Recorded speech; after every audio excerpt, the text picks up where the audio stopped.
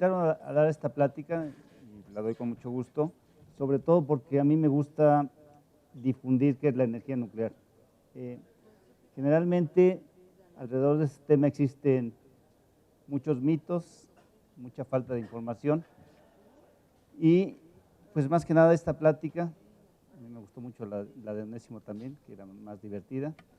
Esta plática más bien es para vertir mucha información acerca de lo que es la energía nuclear para la producción de energía eléctrica. Estoy seguro que muchos de ustedes han escuchado en muchas ocasiones acerca de los dos procesos que existen para generar energía a través de los neutrones o a través de algunas otras partículas nucleares, y estos dos procesos son la fusión y la fisión. En general, en muchas ocasiones se habla, muchos políticos lo dicen, que están en pro de la energía nuclear siempre y cuando sea fusión. En realidad, la fusión a la fecha no está activa todavía, y precisamente voy a hablar e iniciar con ese tema. Bueno, la fusión es particularmente la unión de dos elementos más ligeros para formar un elemento más pesado, y la ventaja de este tipo de reacción es la liberación de energía, que esa energía en forma de calor se utiliza para la producción de electricidad. En este caso, particularmente las partículas que se utilizan es el deuterio y el tritio, y aproximadamente se obtienen del orden de 17.6 megaelectronvolts por cada una de estas reacciones. Obviamente ocurren muchísimas de ellas.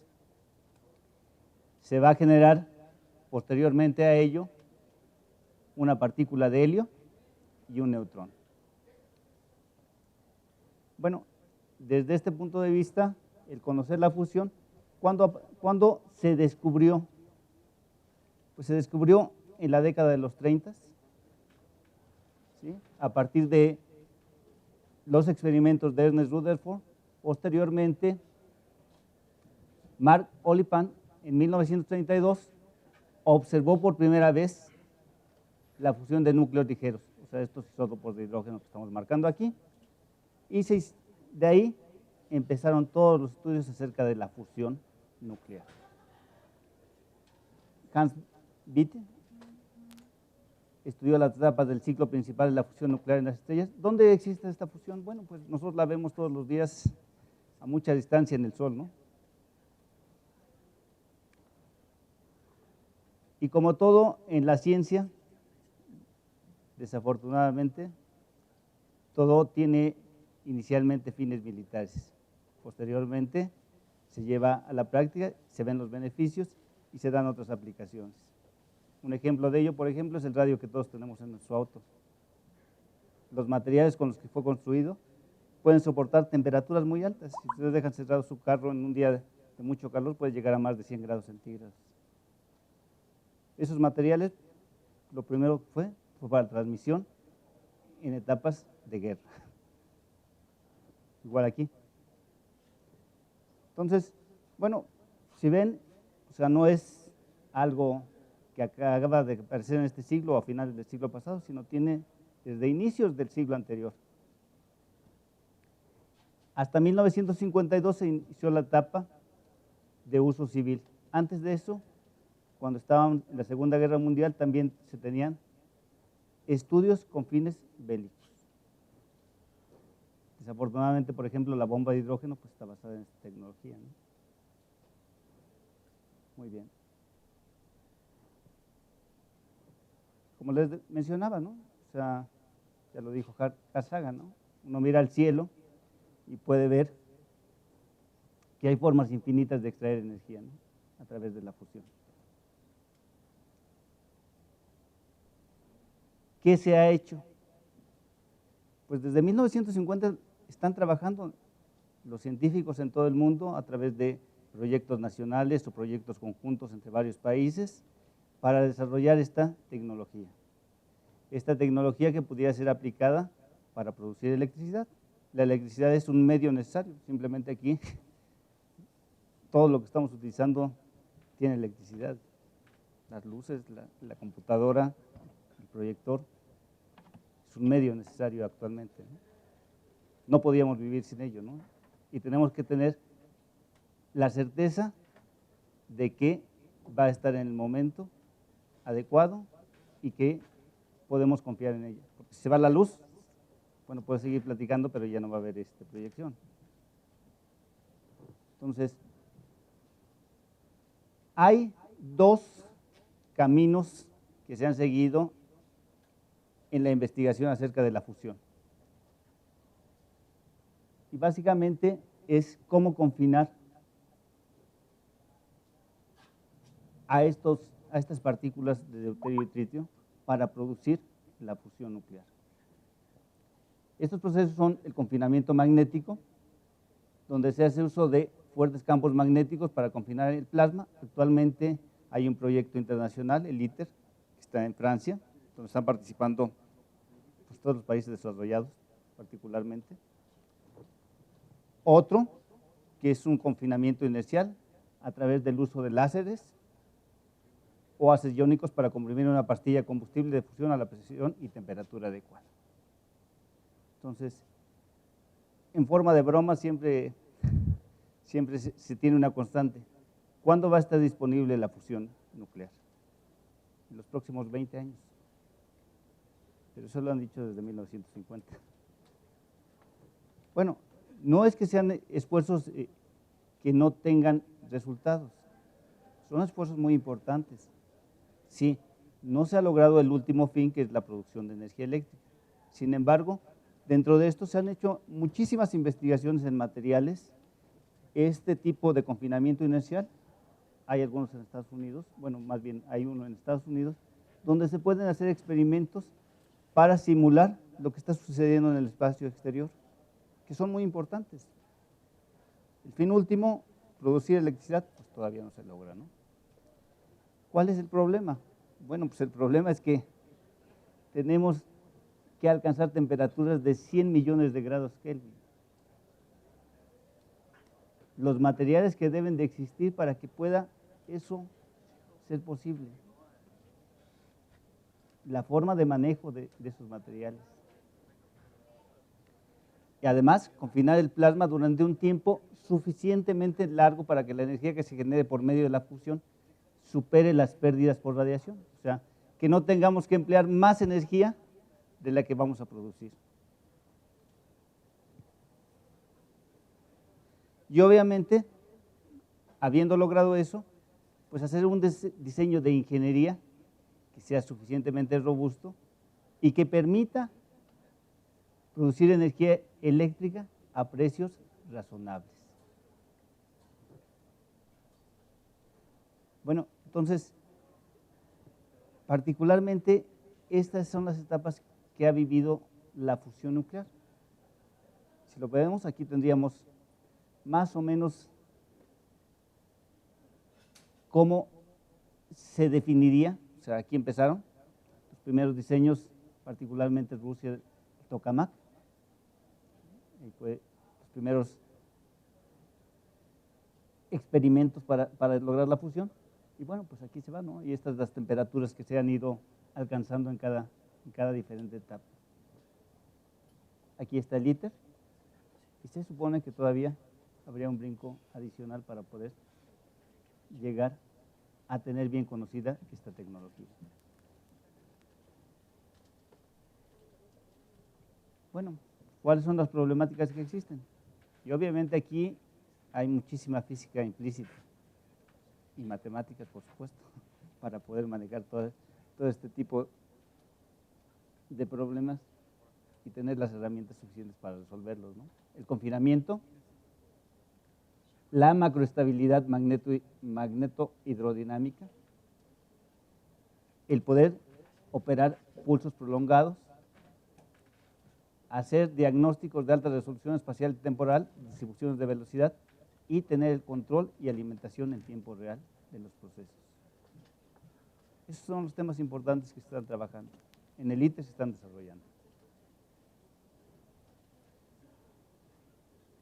¿Cuál es el futuro de la fusión? Por supuesto, o sea, adicionalmente a los productos que se generan de la misma investigación, el objetivo final es ser capaces de tener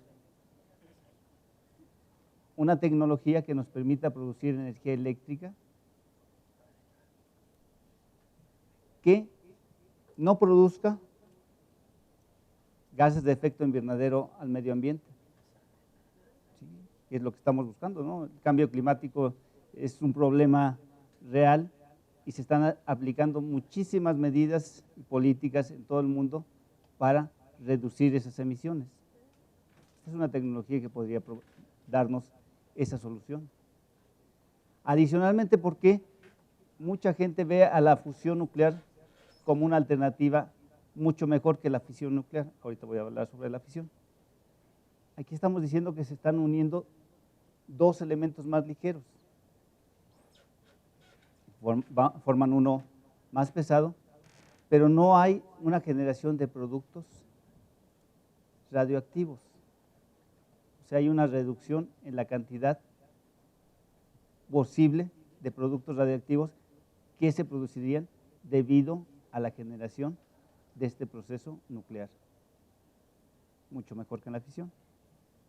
Sin embargo, a la fecha, y como lo estoy enseñando, todavía no está resuelto. Hay mucho trabajo por hacer. Y como todo, ¿no? A lo mejor aquí hay alguien que todavía no lo ha imaginado, pero lo puede imaginar y puede resolver este problema. Puede venir con nuevas soluciones. Ya lo dijo hace rato Onésimo, ¿no? O sea, el pensamiento es libre y puede crear muchísimas cosas que a lo mejor en este momento no lo imaginamos. Bueno, entonces, todavía el camino para tener un reactor nuclear de fusión que produzca energía eléctrica es largo. Después de que se tenga madura, si se logra resolver, después de que se tenga madura la tecnología, bueno, pues pueden pasar 10, 20, 30 años. No es tan inmediato. ¿Es una solución? Sí, sí es una solución. Y por lo tanto, bueno, pues se le sigue invirtiendo, ¿no?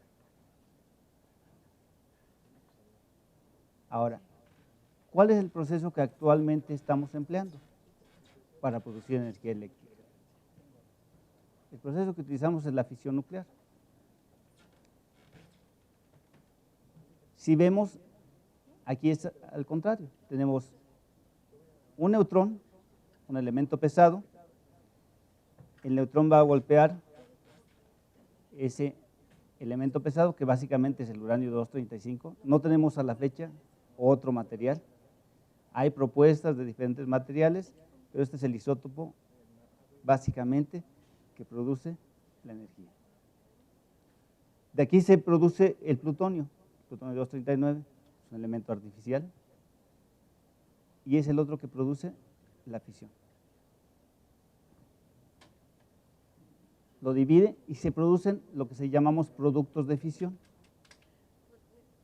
No se divide a la mitad, hay una cadena diferente, la suma de los dos nuevos elementos que se forman van a tener la misma masa del núcleo inicial.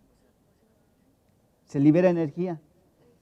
Si recordamos, en la fusión hablábamos de 17.6 megaelectronvolts por cada proceso de fusión. Aquí estamos hablando de 191 megaelectronvolts por cada proceso de fisión.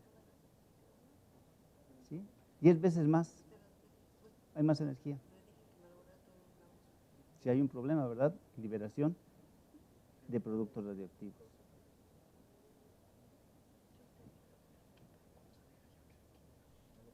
¿Cuándo se descubrió la fisión?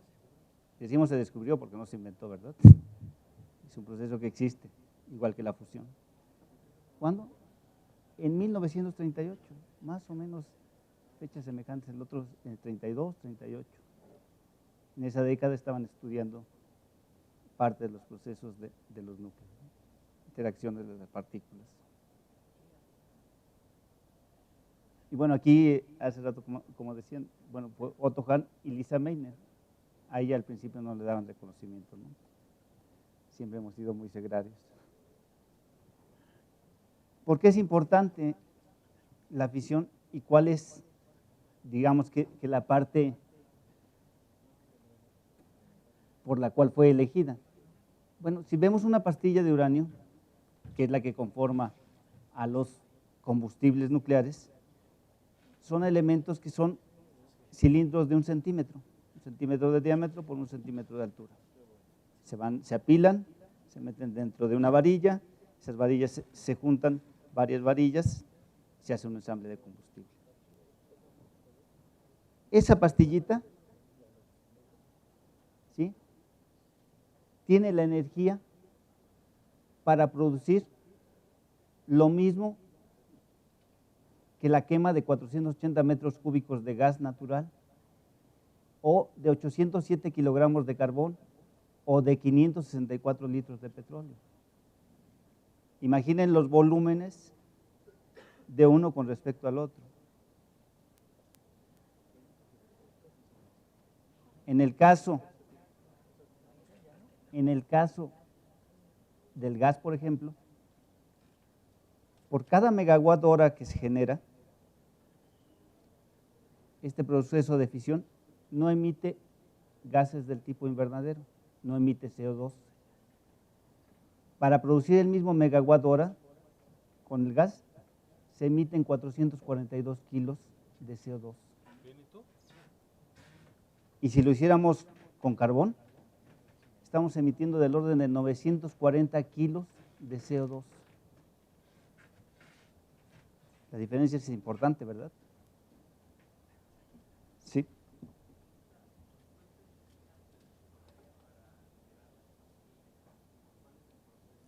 Muy bien.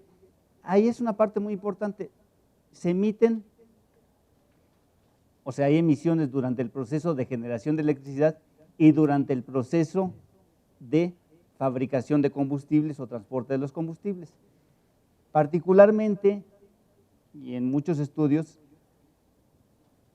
la cantidad de emisiones que se tendrían en el proceso de fabricación y transporte es equivalente a lo mismo que se produce para la energía eólica.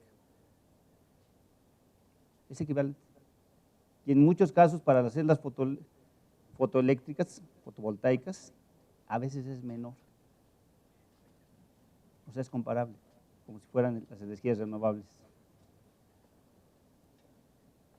¿Sí? Bueno, ¿cómo producimos energía eléctrica con la fisión? Bueno, hacemos uso de algo que se genera, que es una instalación nuclear, lo que llamamos una central nuclear. Es una instalación industrial empleada para generar electricidad a partir de la fisión nuclear. Como lo mencionamos, por cada proceso de fisión se generan del orden de 191 millones de electronvolts. Y cada proceso genera de 2 a 3 electrones más, y esos 2 a 3 electrones más van a generar una nueva fisión, lo que se llama una reacción en cadena. Entonces, generamos bastante calor, y ese calor se utiliza básicamente, en este caso, para calentar agua, para que esa agua se convierta en vapor, y ese vapor se utiliza para mover una turbina y un generador y se produzca electricidad. Existen muchos tipos de centrales nucleares. En este caso, vamos a ver algo muy importante. Los reactores de fisión nuclear se dividen, bueno, hay diferentes divisiones, pero en este caso particular elegí esta. Se dividen en térmicos y rápidos. ¿Qué es eso de térmicos y rápidos? Bueno, el proceso de fisión, los neutrones que nacen, que se generan en este caso, tienen altas energías del orden de 15 a 20 megaelectronvolts. El proceso de fisión térmica se da con neutrones que tienen energías muy bajas, del orden de menos de 1 electronvolt. ¿Cómo hago para que esos neutrones que nacieron con esas energías tan altas terminen con energías tan bajas? El neutrón no tiene carga y por lo tanto no va a interactuar. Pues hago que tenga muchos choques, muchas dispersiones elásticas o inelásticas. ¿Qué va a hacer cada una de esas dispersiones? Pues va a hacer que vaya perdiendo energía. Entonces tengo que buscar un elemento que tenga muchos núcleos para que obviamente sucedan muchas interacciones y se baje esa energía. Normalmente a eso le llamamos un moderador. Los moderadores que utilizamos en estos reactores son el agua y el grafito. Son los más empleados. Aquellos reactores que no necesitan, o sea, la fisión no ocurre a energías térmicas, sino ocurre a energías altas, pues no necesitan ningún moderador y a esos reactores se les llama reactores rápidos. Esa es la diferencia entre estos dos. ¿Cuál es mejor? Bueno, si yo voy a producir energía eléctrica, pues resulta que ya es un negocio. Y como tal, pues yo voy a elegir aquel proceso que me deje más dinero. Aquel proceso que sea económicamente más rentable. Esa es la condición por la cual los reactores térmicos son los que se emplean actualmente. ¿Cuántos tipos de reactores hay? Bueno, normalmente tenemos los que llamamos reactores moderados por agua ligera, como se los mencionaba, que son los reactores de agua presurizada y de agua en ebullición. Los reactores de agua presurizada, por las condiciones de presión y temperatura, no se permite que el agua que circula para remover el calor hierva. Normalmente estamos hablando de 2000 CIAs.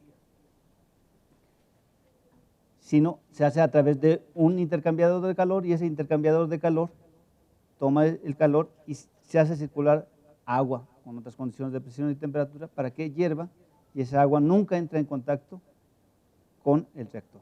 Es un reactor del tipo PWR. En el reactor de agua en ebullición, bueno, pues el agua pasa, se va calentando, se forma el vapor dentro del mismo reactor. Es el reactor de agua en ebullición. Normalmente la presión a la que trabaja son del orden de 1000 CIES, o sea, de la mitad. Y bueno, tenemos los reactores moderados por agua pesada. Los primeros, y el reactor BBR, que es un reactor de agua presurizada, pero del tipo ruso. Y luego tenemos los reactores que son moderados por agua pesada, por deuterio. Los primeros utilizan uranio enriquecido. El uranio 235, de manera natural, en las moléculas de uranio, viene en una proporción, ese isótopo de .711. Los reactores trabajan con proporciones del 2 al 5%, es lo máximo que pudieran tener. En el caso de los reactores, moderados por agua pesada, esos utilizan uranio natural, pero el moderador es agua pesada para que se dé también la reacción térmica. Bueno, tenemos los moderados por grafito, que es básicamente lo que les decía el carbón. Básicamente son reactores rusos y reactores avanzados esos son enfriados por gas. No es agua lo que los enfría, pero tienen circuitos secundarios también, donde se circula el agua. Y tenemos los reactores rápidos, como les mencionaba, que no necesitan moderados, sino esos utilizan uranio natural y ahí es donde se produce la fisión a energías altas. Y tenemos los reactores que son refrigerados por metales líquidos como sodio, plomo o plomo bismuto. Bueno, ya les había mencionado el ciclo termodinámico, se genera el calor, ese calor se remueve a través de algún fluido, básicamente agua, y ya sea en el caso del reactor BWR, donde se permite que hierva el agua, pase a la turbina, al generador, y nuevamente a través de un condensador vuelva a entrar las condiciones de temperatura dentro del reactor. O el tipo PWR, que tenemos un circuito ahí secundario, aquí está el reactor, y no hay contacto entre uno y el otro, solamente hay un